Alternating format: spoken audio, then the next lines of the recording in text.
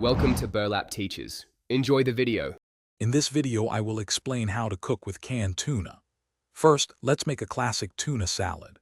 Begin by thoroughly draining your canned tuna, whether it's in water or oil, to ensure the best texture.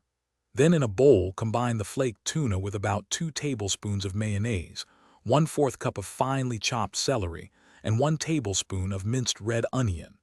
Season with a pinch of salt, a dash of black pepper, and a small squeeze of fresh lemon juice for brightness. Mix everything gently until well combined. Next, let's elevate that tuna salad into a satisfying sandwich or melt. Take your prepared tuna salad and spread a generous amount onto 2 slices of your favorite bread. For a delicious tuna melt, add a slice of cheese, such as cheddar or provolone, on top of the tuna. Then, grill or toast the sandwich until the bread is golden brown and the cheese is perfectly melted and bubbly. This makes for a warm, comforting meal in just a few minutes. Canned tuna is also fantastic in pasta dishes, offering a quick and affordable protein boost. For a simple yet flavorful meal, toss cooked pasta with flaked tuna, 2 tablespoons of olive oil, and 1 clove of minced garlic.